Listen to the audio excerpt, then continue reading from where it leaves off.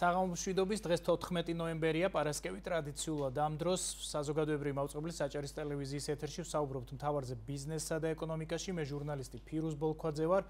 დღევანდელ გადაცემაში ნახავთ. აჭარის ქალბიზნესმენთა ასოციაციის მიზანია ხელი შეუწყოს ქალმეწარმეთა განვითარებას, გაძლიერებას. 2024 წელს ქალთა მიერ დაფუძნებულ საწარმოთა წილი გაიზარდა, ხოლო ქალებს შორის სიღარიბის მაჩვენებელი შემცირდა. არ უნდა შეგეშინდეს არაფრისა, უნდა გადადგანაბიჯი ყოველთვის. რომელ სფეროებს ირჩევენ ქალები ძირითადად საქმიანობისა და დასაქმებისთვის. მართლა ძალიან რთული იყო ამ ნაბიჯის გადადგმა. რა გარემოებები განსაზღვრავს მათ წარმატებასა და წარუმატებლობას? გზა, რომელიც არის წარმატების, არის ჩვენი გუნდის და ბათუმის სიყვარულით. და გამოწვევები, რომლის წინაშეც დღეს მეწარმე ქალები დგან. ისინი ითხოვენ ცოდნას მარკეტინგის სტრატეგიის ნაწილში, გაყიდვების სტრატეგიის ნაწილში. აჭარის ქალბიზნესმენთა ასოციაციის მორიგი ფორუმი ბათუმში და მსჯელობა აქტუალურ საკითხებზე.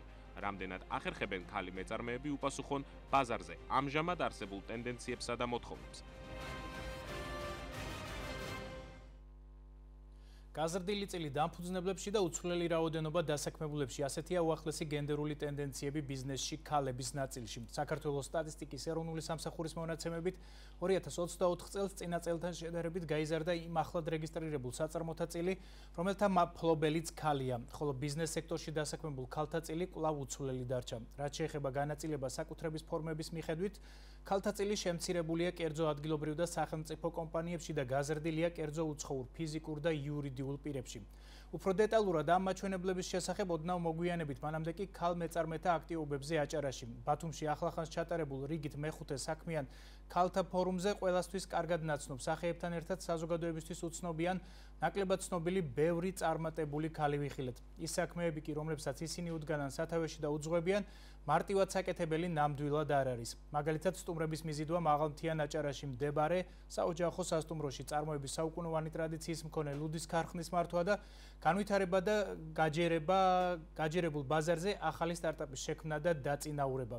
შთამბეჭდავია საქმიანობის ის სფეროებიც, რომლებშიც ქალები საკუთარ სიტყვას ამბობენ, მიუხედავად იმისა, რომ ტრადიციულად ქალების დიდი სიჭარბე ძირითადად მედიცინისა და განათლების დარგებში შეიმჩნევა. მათი წილი მზარდია დამამუშავებელ მრეწველობაში, სამთო-მოპოვებით და კარიერების დამუშავების დარგში და პროფესიულ სამეცნიერო და ტექნიკურ საქმიანობებში. მოკლედ, რომელ სფეროებში არიან დღეს ძირითადად წარმოდგენილი ქალები აჭარაში, როგორ აღწევენ წარმატებას რთული კონკურენციის პირობებში და რა გამოწვევების წინაშე აყენებს მათ ბიზნეს სექტორში არსებული ტურბულენტური გარემო. დღეს ამ თემაზე ვისაუბრებთ. გადაცემის სტუმრები კი იქნებიან აჭარის ქალბიზნესმენთა ასოციაციის თავმჯდომარე გურანდა გოგიტიძე და ქალმეწარმეთა ფორუმის ნომინაციების გამარჯვებულები ნანა დიასამიძე და ლიე კასპელაშვილი. გადაცემის მსვლელობისას ტრადიციულად შემოგთავაზებთ წარმატებული ქალი მეწარმეების საქმიანობის შესახებ მომზადებულ ვიდეო მასალებს და გაგაცნობთ უახლეს მონაცემებს გენდერული სტატისტიკიდან. მას ასე დავიწყოთ და თავდაპირველად ინფორმაცია ბიზნეს სექტორში ქალთა ჩართულობის შესახებ.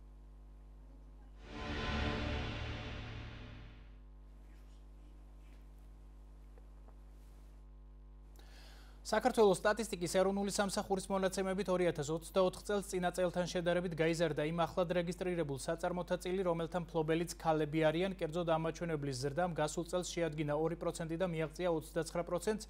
რაც შეეხება დინამიკას, ახლად რეგისტრირებულ საწარმოებში ქალმფლობელთა წილი 2023 წელს იყო 27%, ხოლო 2022 წელს 25%, შესაბამისად ზრდის მაჩვენებელი გასული 3 წლის განმავლობაში არის 4%. ამავე მონაცემებით 2024 წელს ახლად დაფუძნებულ საწარმოებში ქალთა ყველაზე მაღალი წილი 68% მოდის ჯანდაცვისა და სოციალური მომსახურების საქმიანობებზე. რაც შეეხება სხვა საქმიანობებს, ქალთა წილი 65%-ია განათლებაში, 50% პროფესიულ სამეცნიერო და ტექნიკურ საქმიანობებში, 46% ხელოვნება, გართობა, დასვენებაში, 45% ადმინისტრაციულ და დამხმარე მომსახურებებში, 44% განთავსების საშუალებებით უზრუნველყოფის და საკვების მიწოდების საქმიანობაში, ასევე 44% საფინანსო და სადაზღვევო საქმიანობებში და 43% უძრავ ქონებაში. მონაცემები ბიზნეს სექტორში დასაქმების შესახებ გენდერულ ჭრილში, საქსტატის ინფორმაციით 2024 წელს ბიზნეს სექტორში დასაქმებულ ქალთა ყველაზე მაღალი წილი 33% მოდიოდა ვაჭრობის სექტორზე, რაც შეეხება სხვა სექტორებს, დასაქმებულ ქალთა 16% მოდიოდა ჯანდაცვასა და სოციალურ მომსახურებაზე, 10% დამამუშავებელ მრეწველობაზე, 7% მასპინძლობის სექტორზე, 4% ტრანსპორტსა და დასაწყობებაზე, 2% მშენებლობაზე, ხოლო დანარჩენი 27% სხვა საქმიანობებზე. მონაცემები ბიზნეს სექტორში დასაქმებულთა განაწილების შესახებ საკუთრების ფორმისა და საწარმოთა ზომების მიხედვით გენდერულ ჭრილში საქსტატის ინფორმაციით 2024 წელს ბიზნეს სექტორში დასაქმებულ ქალთა წილი კერძო ადგილობრივ კომპანიებში იყო 44%, კერძო უცხოურ კომპანიებში 53%, ხოლო სახელმწიფო სექტორში 31%, რაც შეეხება განაწილებას საწარმოთა ზომების მიხედვით, მსხვილ საწარმოებში დასაქმებულებს შორის ქალთა წილი იყო 46%, საშუალო საწარმოებში დასაქმებულებს შორის 44%, ხოლო მცირე საწარმოებში დასაქმებულებს შორის 40%. და ბოლოს მონაცემები საშუალო ხელფასის შესახებ საქსტატის ინფორმაციით 2024 წელს ბიზნეს სექტორში დასაქმებული ქალების საშუალო ყოველთვიური ანაზღაურება 2472 ლარი იყო კერძო უცხოურ კომპანიებში, 1415 ლარი კერძო ადგილობრივ კომპანიებში, ხოლო 1592 ლარი სახელმწიფო სექტორში. რაც შეეხება განაწილებას საწარმოთა ზომების მიხედვით, დასაქმებულ ქალთა საშუალო ყოველთვიური ანაზღაურება 1888 ლარი იყო მსხვილ საწარმოებში, 1845 ლარი საშუალო საწარმოებში და 1082 ლარი მცირე საწარმოებში. ყველა შემთხვევაში კი ბიზნეს სექტორში დასაქმებულ ქალთა საშუალო ანაზღაურება მნიშვნელოვნად ჩამორჩებოდა კაცთა ანაზღაურებას.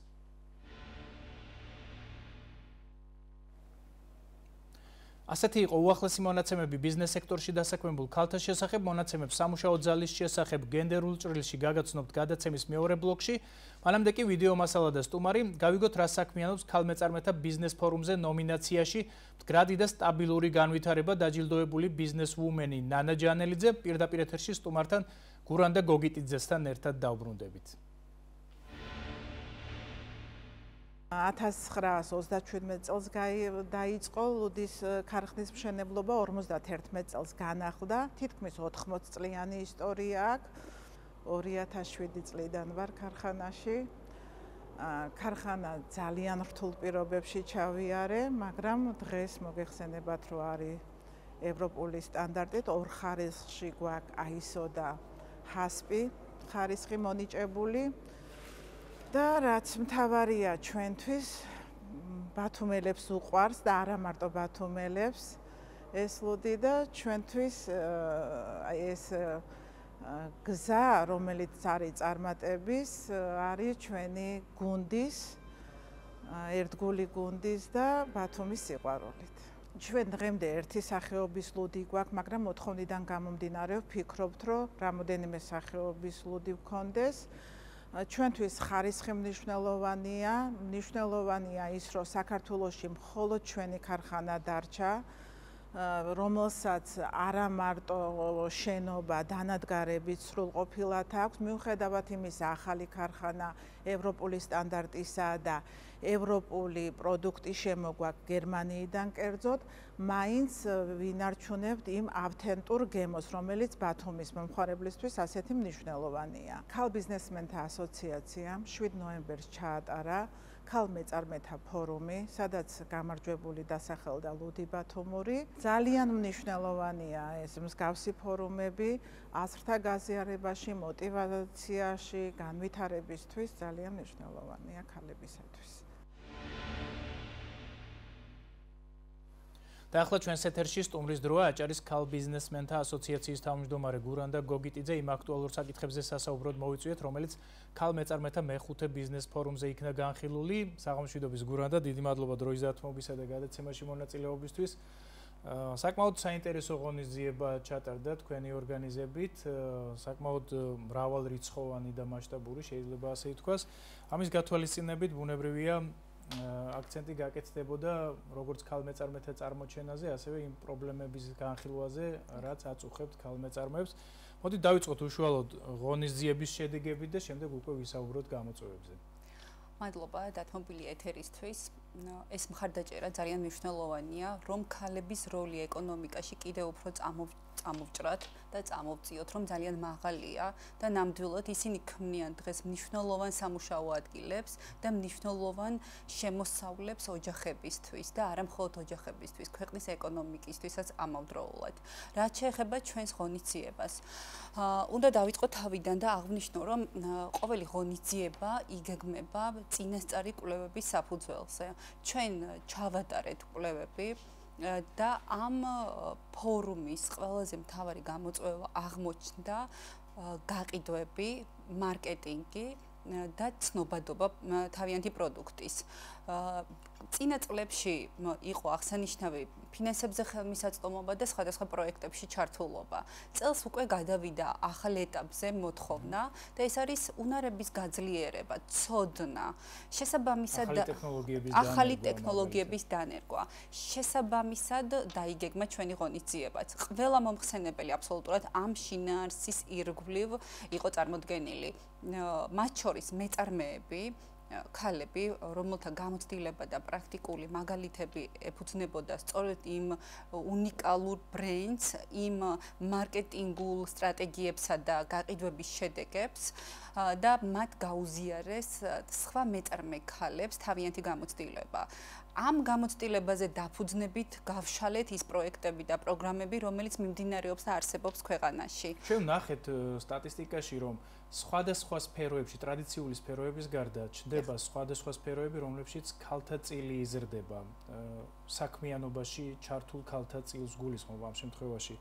მაგალითად, ისეთ არატრადიციულ საქმიანობებში, როგორიც არის ტექნოლოგიური საქმიანობები, ხო, როგორიც არის მაგალითად მძიმე მრეწველობა და მომუშავებელი მრეწველობა და ასე შემდეგ. ამით ხომ არ არის განპირობებული ის ახალი მოთხოვნები, რომელიც წამოვიდა დღეს მათგან? არა მხოლოდ ამით, დღეს ყველა მომსახურებას სჭირდება სათანადო პოზიციონირება და შესაბამის აუდიტორიასთან მიტანა და შესაბამისად მომხმარებლის რაოდენობის გაზრდა და გაფართოება. ეს ერთი. მეორე, ჩვენ სულ პირველ ფორუმს გავიხსენებ. მაშინ საუბრობდით რაღაც გენდერული თანასწორობის ჭრილზე და ქალისა და მამაკაცის რაღაც წარმოსახვით თქვენც გაქვთ ეს თემა ცხადია მოცემული აქ და მე მოხარული ვარ რომ ეს პროცენტული მაჩვენებელი წლიდან წლამდე იზრდება. პირველი ფორუმი ჩავატარეთ 2017 წელს და სწორედ იქ გავუსვით ხაზი რომ ქალს არ აქვს შეზღუდული შესაძლებლობები და უნარები, მას უკეთ შეუძლიათ, უფრო დიდი პასუხისმგებლობით შეიძლება უკეთ განახორციელოს სხვადასხვა ბიზნეს საქმიანობა. უნდა აღვნიშნო უნდა აღვნიშნო რომ ჩვენ გვყავდა მსხვილი წამყვანი ფინანსური ინსტიტუტების, ბანკების ფილიალის მენეჯერები, რეგიონის ფილიალის მენეჯერები სტუმრად ღონისძიებაზე და ისინი ხაზს უსვამდნენ თავიანთ B2B-ს ნაწილში, რომ ქალი მეწარმეები თავიანთ პროდუქტებს უკეთ იყენებენ და ამავდროულად პრობლემური кейსები არ აქვთ მათ. სტატისტიკა მოიტანეს პირდაპირ. გაცილებით უფრო მეტად პრობლემური კლიენტები ყავთ მამაკაცი მეწარმეები, ვიდრე ქალები. შესაბამისად, ქალები ფინანსურ, ესე ვთქვათ, ვალდებულებებს რომ იღებენ, შესაბამისად უზრუნველყოფენ, რომ დროულად მოახდინონ პასუხისმგებლიანად უდგებიან ასე და ანუ ეს არის სტატისტიკა და თქვენ შეგიძლიათ ინფორმაცია კიდევ ერთხელ დააზუსტოთ. ფაქტიურად ეს აღინიშნა შეხვედრაზე. ის რომ გასულ წლებში მაგალითად ფინანსური ინსტიტუტები უზრუნველყოფის გამო ნაკლებად გასცემდნენ ქალ მეწარმეებზე ფინანსებს და სესხებს, ეს დამოკიდებულება შეცვალა პრაქტიკამ და ასეთი ტიპის შეხვედრებმა სწორედ. ეს არის ძალიან მნიშვნელოვანი და უნდა აღვნიშნო. ამავდროულად თქვენ ფორუმის შინაარსზე საუბრობდით, ტექნოლოგიები არის ერთ-ერთი მნიშვნელოვანი მიმართულება, რაც ჩვენ წელს წინ წამოვწიეთ. ხელოვნური ინტელექტი არის ის ხელსაწყო და ის შესაძლებლობა, რომელიც ბიზნესს ეხმარება, რომ დაზოგოს დრო, დაზოგოს ადამიანური რესურსი და დაზოგოს ფინანსები. შესაბამისად, ყველა მათგანთან მივიდა ამ შესაძლებლობებთან დაკავშირებით ინფორმაცია და ამ შესაძლებლობების შესახებ უფრო მეტი გაიგეს მათ. ეს არა რა მზად არიან ისინი რომ დანერგონ ახალი ტექნოლოგიები. ისინი მზად არიან რომ დანერგონ ახალი ტექნოლოგიები, მაგრამ ეს ერთ შეხვედრაზე ამომწურავი საკითხი არ არის. ბიზნეს ფორუმზე იმიტომ წამოვწიეთ და ვისაუბრეთ და 1 საათი დაუთმეთ ამას და იმ პრაქტიკულ მაგალითებზე ვისაუბრეთ, რომელიც არსებობს საერთაშორისო ბაზარზე. ბაზარზე. თუმცა ეს არ არის საკმარისი. ასოციაცია გეგმავს, რომ ამ მიმართულებით გააგრძელოს ტრენინგები, ითანამშრომლოს პროფესიულ სასწავლებლებთან, რომლებიც ახორციელებენ მსგავს სასწავლო მოდულებს და ამავდროულად სხვადასხვა ფინანსური ინსტიტუტიც, მათ შორის ერთ-ერთი ბანკიც ამ მიმართულებით სასწავლო კურსს უფინანსებს სრულიად მეწარმეს. მაქსიმალურად ამ ყველა შესაძლებლობას თავს მოვუყრით და დავგეგმავთ ისეთ შეხვედრებს და ისეთ ტრენინგებს, რომ ეს უნარები, რომელიც ფაქტიურად ერთ სივრცეში, ერთი საათის განმავლობაში მოისმინეს, უფრო გააღრმავონ, გააძლიერონ, დამერწმუნეთ, რომ ერთი შეხვედრით შედეგზე ვერ გავალთ, ამას ჭირდება სისტემური მიდგომა და სისტემური კვალდაკვალ თქმა. თავარ შედეგად რა მიგაჩნიათ წლევანდელი ფორუმის?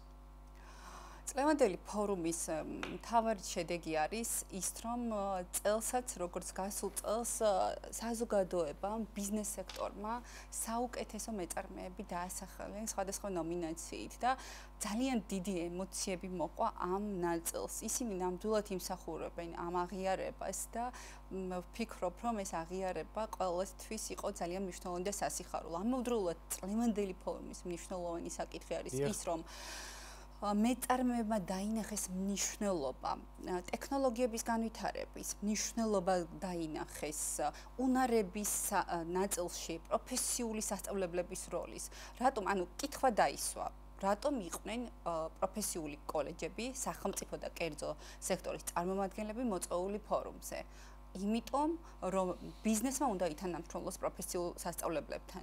იმიტომ, რომ ბიზნესმა უნდა დაუკვეთოს პროფესიულ სასწავლებლებს სხვადასხვა პროგრამები და უზრუნველყოს დასაქმება. რა აზრი აქვს იმ პროფესიულ პროგრამას, რომელსაც სახელმწიფო აფინანსებს, ან თავად, ესე ვთქვათ, თანხასდებენ სხვადასხვა წარმომადგენლები, ასე ვთქვათ, იმ სწავლებაში, რა აზრი აქვს სხვადასხვა პროგრამის განხორციელებას, თუ კი ისევ შეიქმნება ბაზარზე დასაქმების პრობლემა. ჩვენ არ გვსურს, რომ პროფესიული პროგრამები თავს მოგვახვიონ. არა, ბიზნესმა უნდა დაგვიწყოთ მცირე და საშუალო ბიზნესზე, ყველაზე მეტად სწორედ მათ ჭირდებათ. ყველაზე მეტად ჭირდებათ. დიახ, ჭირდებათ. ეს რესურსი დიდი დასაქმების რა ეტაპზე გადავედით? იმ ეტაპზე გადავედით, რომ უკვე დამსაქმებლები ითხოვენ კადრებს. და ეს კადრები უნდა მიაწოდოს ვინ? თუ არა პროფესიულმა სასწავლებლებმა, ანუ ძირითადად. იმიტომ რომ მცირე და საშუალო ბიზნესი მაინც წარმოებაზე, მაინც ისეთ უნარებზე არის აწყობილი, რომლისთვისაც სავსებით საკმარისია პროფესიული განათლება და ამას არ ჭირდება რაღაც ხარისხების დაცვა და ასე შემდეგ. კარგით, მოკლედ ვფიქრობ საკმაოდ საინტერესო ადამიანები წარმოაჩინეთ ამ ფორუმზე. ჩვენს ბუნებრივია გავაცნობთ ამ ადამიანებს ჩვენს მაყურებელს და პირველი ესე ვთქვათ ნომინანტის შესახებ მომზადებული მასალა გველოდება. თქვენ ძალიან დიდი მადლობა. ეს გურანდა გოგიტიძე გახდათ აჭარის ქალ ბიზნესმენთა ასოციაციის თავმჯდომარე.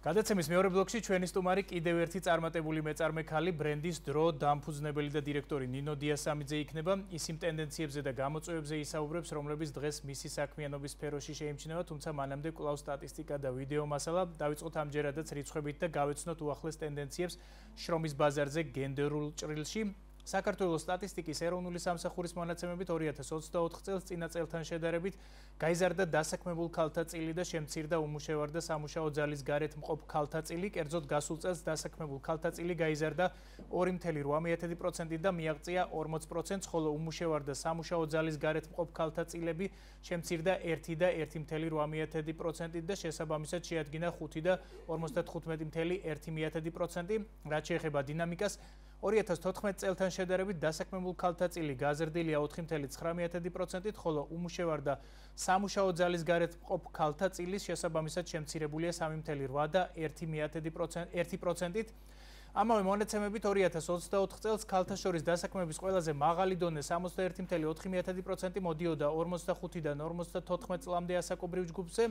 რაც შეეხება სხვა ასაკობრივ კატეგორიებს, დასაქმებულ ქალთა შორის დასაქმების დონე 59.1% იყო 35-დან 44 წლამდე ასაკობრივ ჯგუფში, 51.3%, 25-დან 34 წლამდე ასაკობრივ ჯგუფში, 28.5% 55 წლის და მეტ ასაკობრივ ჯგუფში, ხოლო ყველაზე დაბალი 19.5%, 15-დან 24 წლამდე ასაკობრივ ჯგუფში, მონაცემები დასაქმებულთა განაწილების შესახებ სტატუსისა და საცხოვრებელი ადგილის მიხედვით ასაკობრივ ჯგუფებში საქსტატის ინფორმაციით 2024 წელს დასაქმებულ ქალთა 78.3% იყო დაქირავებული, ხოლო 21.7% თვით დასაქმებული.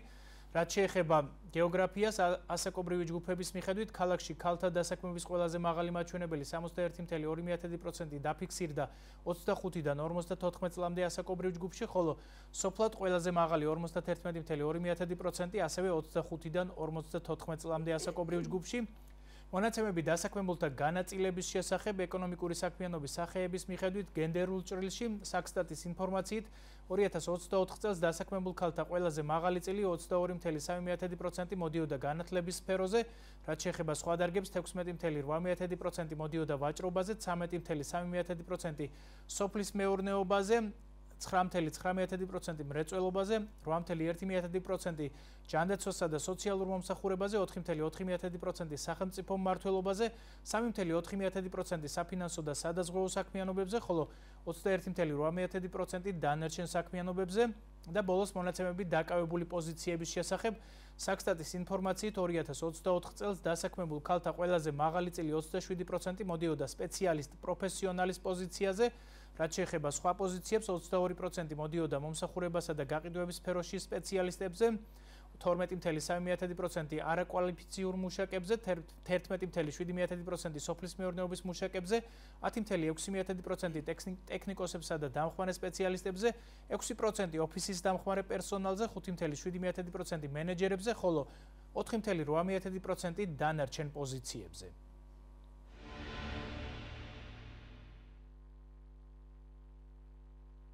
ეს რაც შეეხებოდა შრომის ბაზრის უახლეს მაჩვენებლებს გენდერულ ჭრილში, ახლა ვიდეო მასალა ქალმეწარმეთა ბიზნეს ფორუმის ნომინაციის საუკეთესო ტურისტული მომსახურება გამარჯვებული მანანა დუმბაძის საქმიანობის შესახებ პირდაპირ ეთერში სტუმართან ნინო დიასამიძესთან ერთად დავბრუნდებით. 2009-2010 წლიდან დავიწყეთ ჩვენ ჯგუფების მიღება ტურისტების და ჯგუფების ფოლკლორული ჯგუფების, რომელიც საზღვარგარეთ დაინტერესებული არიან ქართული ფოლკლორით და სწავლობენ და უყვართ ძალიან, რასაც ქვია. შეუძლიათ რომ ერთ დღეზე 3 სიმღერაც შეისწავლონ.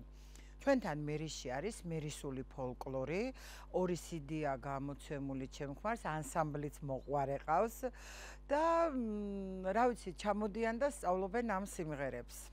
მე ძირითადად მომასპინძლებით აჭარული კერძებით, ძალიან მოწონთ კერძებით და ძალიან ხშირად ვასწავლი აჭარულ კერძებსაც.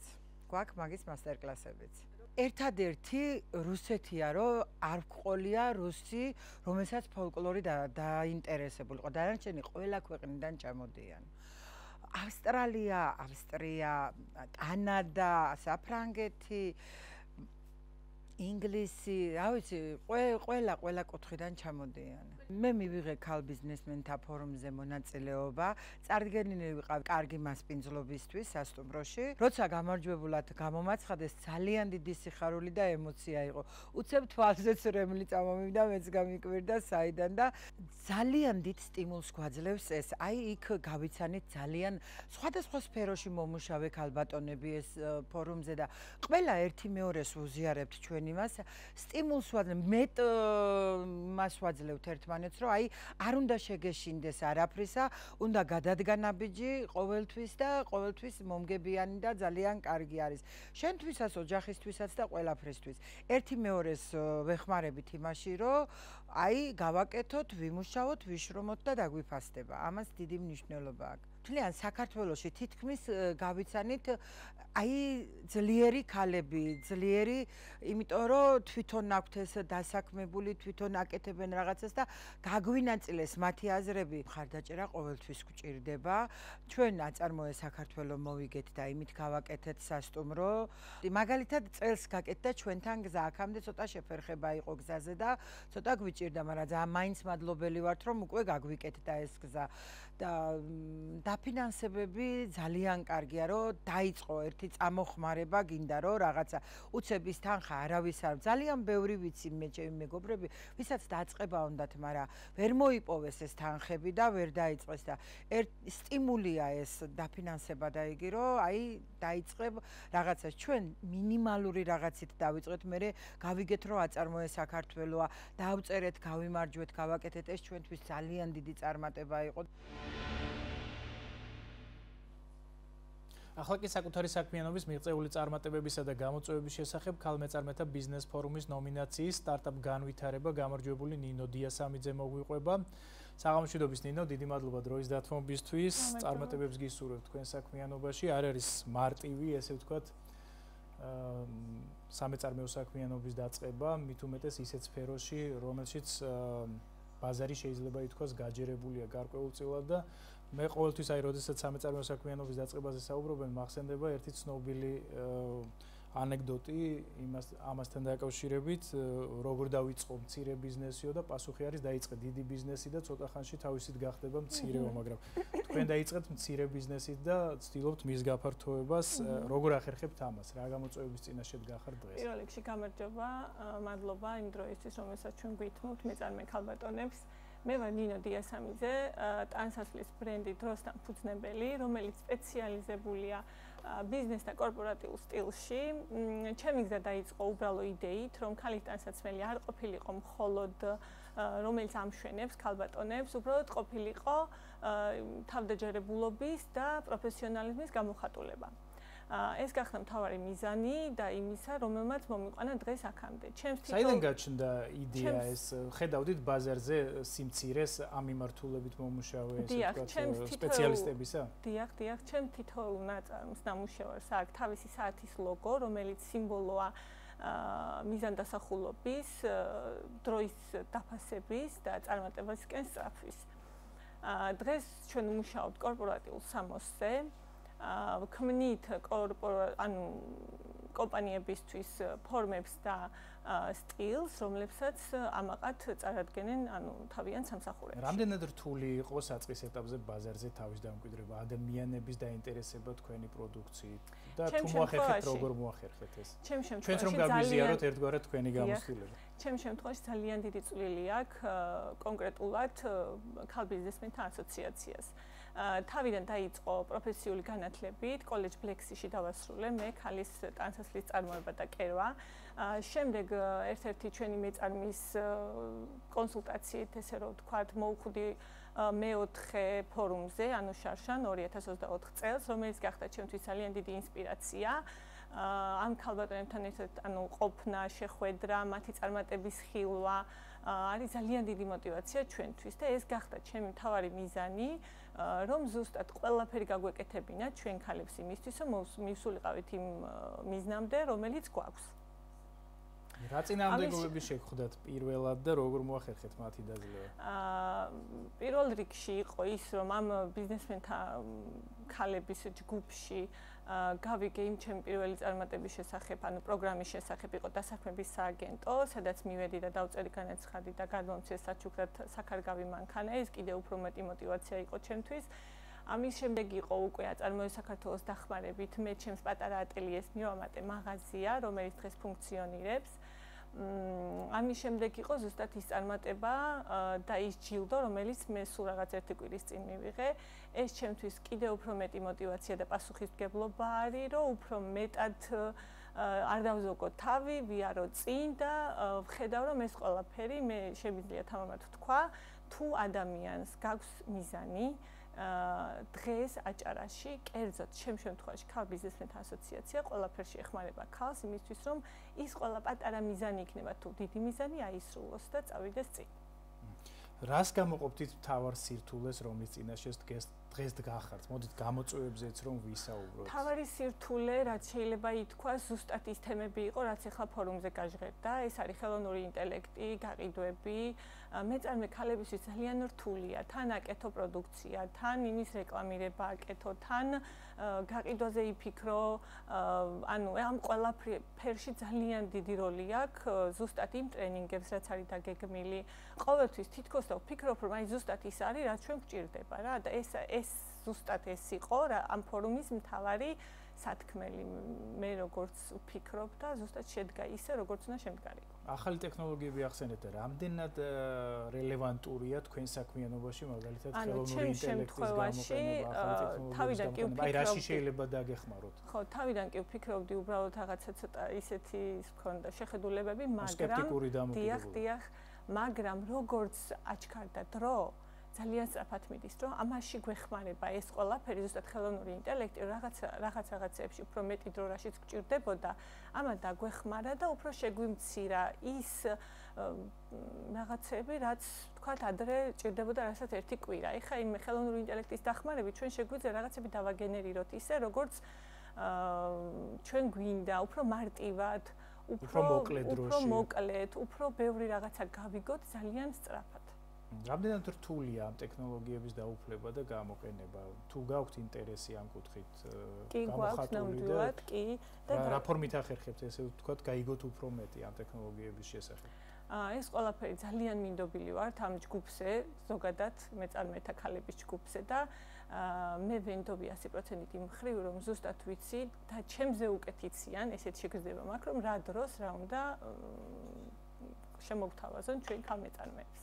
და რა შეცვალა ამ ახალი მიდგომების დანერგვა თქვენ შემთხვევაში? გაიზარდა გაყიდვები, უფრო ზუსტად განსაზღვრეთ პროდუქციის ფასი, დიზაინი თუ ჩემ შემთხვევაში მაგალითად უფრო განვითარდა ჩემი ბრენდი, თავიდან დავიწყე სპორტული ორეულებით, რომლებიც უკვე დღეს შეიცვალა ზუსტად ამ მიდგომებით, ამ ტრენინგებით, ამ ყველაფრით უკვე ჩამოვაყალიბე ისე, რომ არის კორპორატიული სამოსი, პლუს ამ ჩვენს სპორტულ გზას, ესე რომ ვთქვათ, და უფრო დაიხვეწა, უფრო იმ რეალობისას მოერგო, რაც არის დღესდღეობით ჩვენს ბაზარზე. და მოლოდინებზეც რო გითხრათ ორიოდე სიტყვით და გეგმებზე საომავლოდ საქმიანობის გაფართოებასთან დაკავშირებით. რაც ყველაზე მთავარია, ეს ჯილდო, რაც მე გადმომეც არის, ჩემთვის ძალიან დიდი мотиваცია, რომ განვავითარო ჩემი ბრენდი, გავაფართოო წარმოება და ქართული ხარისხი დავინახო საერთაშორისო ბაზარზე. მოკლედ წარმატებებს გისურვებთ, ძალიან დიდი მადლობა. ეს ნინო დიასამიძე გახლდათ, ბრენდის დრო დამფუძნებელი და დირექტორი.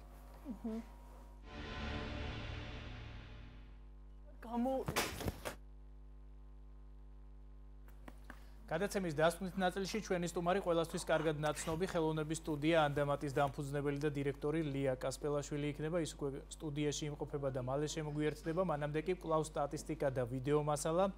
დავიწყოთ ამჯერადაც რიცხვებით და გავეცნოთ ცხოვრების დონის მაჩვენებლებს ქალებს შორის. საქართველოს სტატისტიკის ეროვნული სამსახურის მონაცემებით 2024 წელს წინა წელთან შედარებით გაიზარდა იმ შინამეურნეობების წილი, რომელთა ხელმძღვანელებიც ქალები არიან. კერძოდ ამ მაჩვენებლის ზრდამ შეადგინა 0.1% და მიაღწია 37.8%, რაც შეეხება დინამიკას.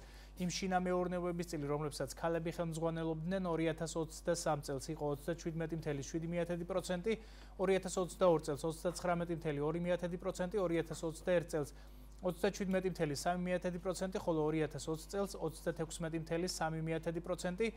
ამავე მონაცემებით 2024 წელს იმ შინამეურნეობებს შორის, რომლებსაც ქალები ხელმძღვანელობდნენ, ქალების ყველაზე მაღალი წილი მოდიოდა ერთწევრიან ქვრივ შინამეურნეობაზე, რაც შეეხება სხვა ტიპებს, ქალების წილი 52% იყო ერთწევრიან სხვა შინამეურნეობაში, 6% 18 წლამდე შვილების მშობლებში, ასევე 6% რეგისტრირებულ და არარეგისტრირებულ მეუღლეებში, 38% მრავალთაობიან შინამეურნეობაში და 51% სხვა შინამეურნეობებში.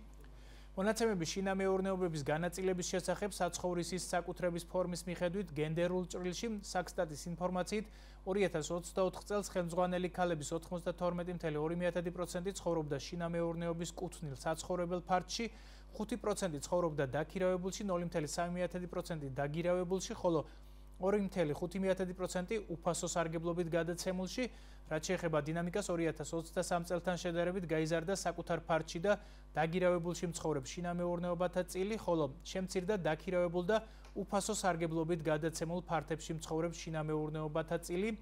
მონაცემები ფარდობითი სიღარიბის შესახებ გენდერულ წრილში საქსტატის ინფორმაციით 2024 წელს მედიანური მოხმარების 60%-ს ქვემოთ მყოფი მოსახლეობის წილი ქალების შემთხვევაში შემცირდა 1.2% და შეადგინა 18.4%, რაც შეეხება დინამიკას.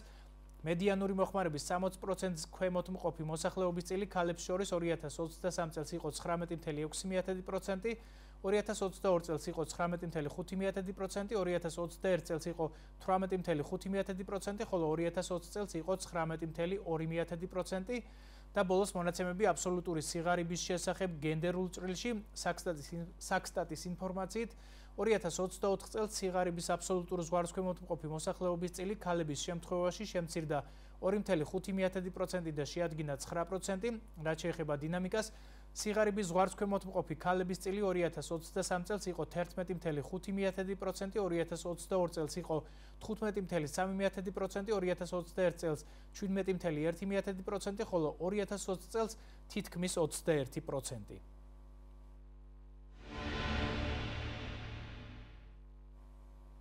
ასეთი იყო გენდერული სტატისტიკის უახლესი მაჩვენებლები ქალების ნაწილში. ახლა ვიდეო მასალა ქალმეწარმეთა ფორუმის ნომინაციაში ყველაზე მსხვილი დამსაქმებელი გამარჯვებული გულნარა დიასამიძის საქმიანობის შესახებ პირდაპირ ეთერში დაპირებისამებრ სტუმართან ლია კასპელაშვილთან ერთად დავბრუნდებით.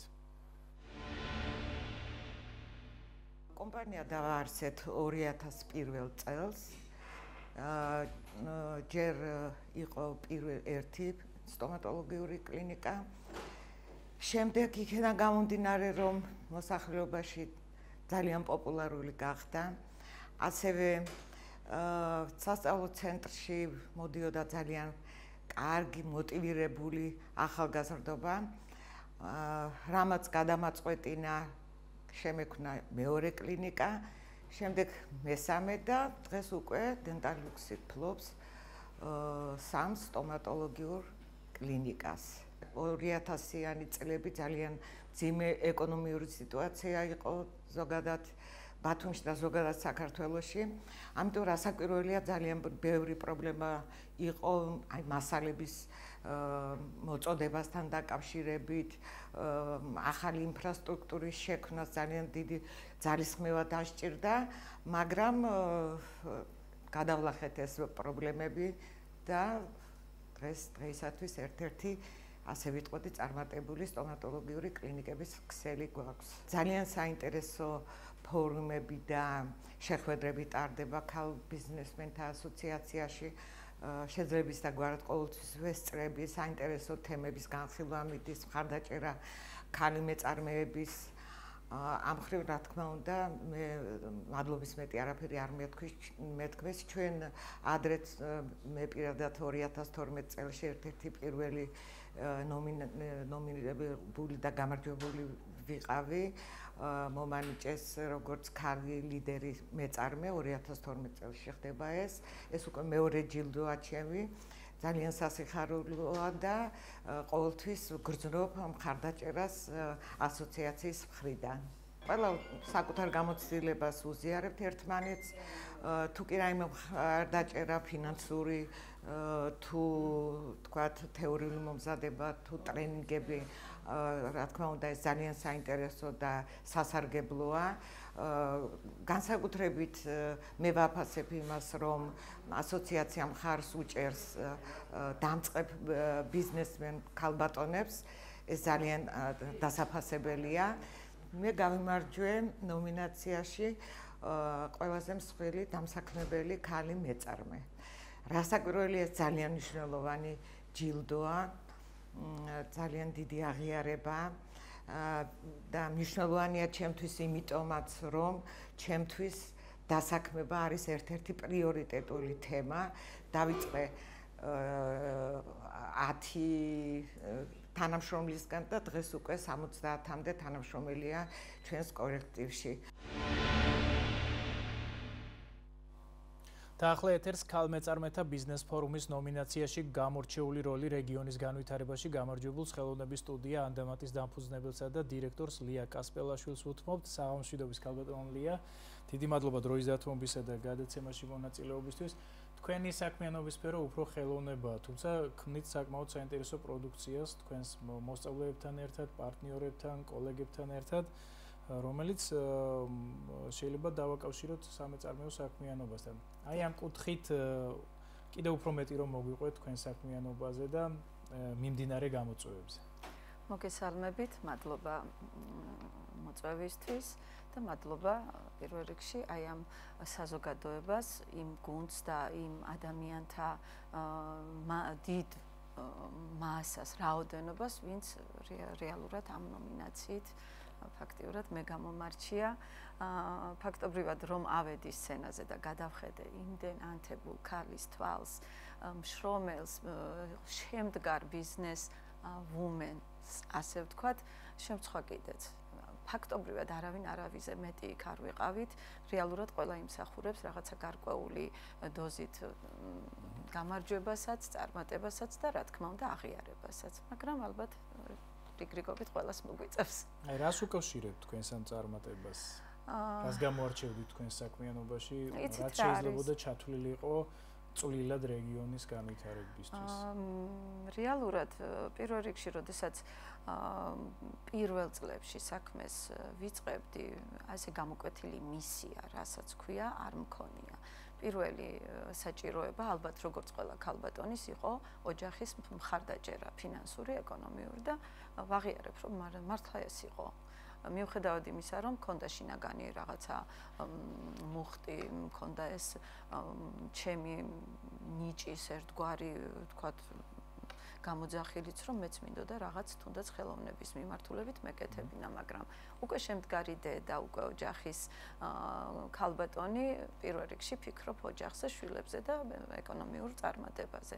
ნამდვილად ვაღიარებ, რომ ეს იყო ჩემი პირველი გამოწვევა და საზრუნავი, თუმცა საქმე ნელ-ნელა თუმცა ხშირად წარმატება პირად მოტივებსაც მოაქვს. ხო, აი ვამბობ ძალიან მატერიალურ გადის უკვე ბაზარზე, აფასებენ სხვები. კი, ეს უკვე საქმე მოიტანა ნელ-ნელა, საქმემ დამაყენა გარკვეულ გზაზე, საქმემ თავისით ახალი საქმე და ახალი საჭიროებები წარმოშვა წლების განმავლობაში. მე უკვე არა ვარ ახალბედა, 25 წელია მე ბათუმში ამ მიმართულებით ვმუშაობ და რეალურად ერთმა უკვე წარმატებამ თავისთავად ახალი გამოწვევა დააყენა დღის წესრიგში, იმ ახალმა გამოწვევამ თავისი პატარა წარმატება მოიტანა და აი ასე ნაბიჯ-ნაბიჯ განვითარდა და მოვედი დღემდე. ფაქტიურად ეს ლოგიკურიც იყო ეს შედეგი, ასე ვთქვათ. რას თვლით ყველაზე დიდ დამსახურებად თქვენს წარმატებაში? ყველაზე დიდი დამსახურება ჩემს წარმატებაში რა არის? როდესაც 2000-იან წლებში მე ჩემი ასე ვთქვათ საქმიანობა დავიწყე ქალაქში, სრულიად უცნობ გარემოში, მე თვითონ თბილისიდან ვარ და ფაქტობრივად ლია კასპელაშვილს კი არა კერამიკას არავინ არ იცნობდა, ასე ვთქვათ, მაშინვე ჩემი მთავარი მისია გარდა იმისა, რომ ოჯახს გვერდში უნდა დავდგომოდი, ჩემი მთავარი მისია მაშინვე უკვე აი ასეთ ფორმულირებად ჩამოყალიბდა. კერამიკის განვითარებას მივუძღვენი ჩემი მთელი აი ეს წლები და ჩემი სამსახური, ჩემი მოღვაწეობა ცოტა დიდი სიტყვა, მაგრამ რამდენად შესაძლებელია და რამდენად რთულია რომ ხელოვნება აქციო ბიზნესად და შემოსავლად. იმიტომ რომ მე ვიცი რომ ხელოვანი ადამიანები ძალიან სენზიტიურად უყურებენ ამ საკითხს. განსაკუთრებით რთულია ხელოვნება აქციო ბიზნესად. მეც გამიმართლა იმაში რომ ხელოვნება კია ჩემი სფერო, მაგრამ მე ტრადიციულ რეწვის მიმართულებებზე დავაფუძნე ჩემი საქმიანობა და ჩემი პროგრამები. მთავარი მინდა იცოდეთ, რომ დღეს მონაცემებითაც მთავარი ჩვენთან მთავარი პროდუქტი არ არის წარმოება და ნაწარმი, არამედ ჩვენი მთავარი პროდუქტი არის მომსახურება და ჩვენი პროგრამები. ანუ ჩვენ ძირითადად მომსახურების მიმწოდებლები ვართ ბაზარზე, ბუნებრივია ეს ადგილობრივ ბაზარს მოიცავს, მაგრამ სხვადასხვა მიმართულებით ტურისტულ სეგმენტზე ვართ, რეგიონებზე გავდივართ, ანუ ნებისმიერ ვიზიტორს შეგვიძლია ჩვენი მომსახურება გავუწიოთ და ყველა ყველაზე მთავარი მიღწევა ჩემთვის სწორედ ის არის, რომ კერამიკას, როგორც ტრადიციულ რეწვას ვიყენებ უკვე თანამედროვე ჭრილში, ვიყენებ როგორც პროდუქტს, როგორც მასალას და როგორც ინსტრუმენტს საიმისოდ, რომ ეს გამოვიყენო ვთქვათ, თიხა მაგალითად გარდავქნა ტურისტულ პროდუქტად და ამ ფორმით მივაწოდო ადამიანებს და არა როგორც ჭიქა და ვთქვათ თებში და როგორც უტილიტარული ვთქვათ პროდუქციისთვის საჭირო მასალა. ანუ მივუდექი ცოტა სხვა მიდგომა ნახე, კი ბატონო, აი ამ ჩემს საქმიანობაში და ფაქტობრივად ჩვენი მომსახურებები დავაფუძნე სწორედ თიხის როგორც ნედლეულის გამოყენებას, მაგრამ საგანმანათლებლო პლუს ტურისტული, პლუს თერაპიული, ვთქვათ, მოთხოვნილებების და საჭიროებების დასაკმაყოფილებლად და აი აქ უკვე ბაზარი დიდია. ყველაზე დიდ გამოწვევად რა მიგაჩნიათ ამ ეტაპზე? თქვენი საქმიანობიდან გამომდინარე და ზოგადად ქალი მეწარმეები რა გამოწვევების წინაშე დგანან დღევანდელი ვითარების გათვალისწინებით?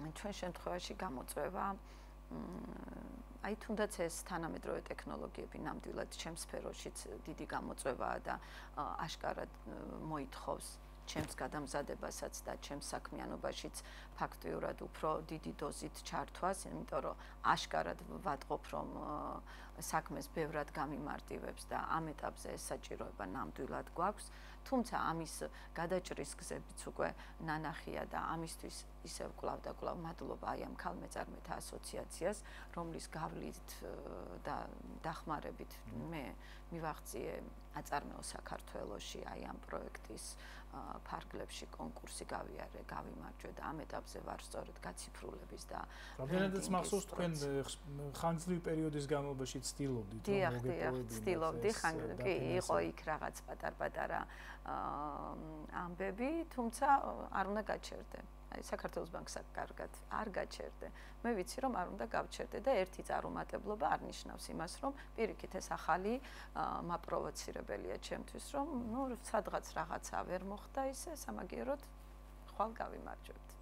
მოკლედ ძალიან დიდი მადლობა წარმატებებით თქვენ საქმიანობაში. იმედი მაქვს თითოეული თქვენგანის მაგალითი იქნება დამატებითი სტიმული იმ ახალგაზრდა ქალებისთვის და ზოგადად ქალებისთვის, ვინც დაინტერესებულია სამეწარმეო საქმიანობის წამოწყებით. ეს ლია კასპელაშვილი გახლდათ, ხელოვნების სტუდია ანდამატის დამფუძნებელი და დირექტორი.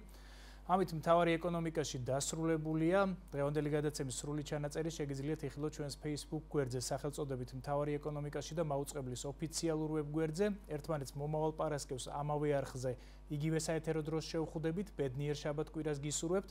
კარგად ბრძანდებოდეთ.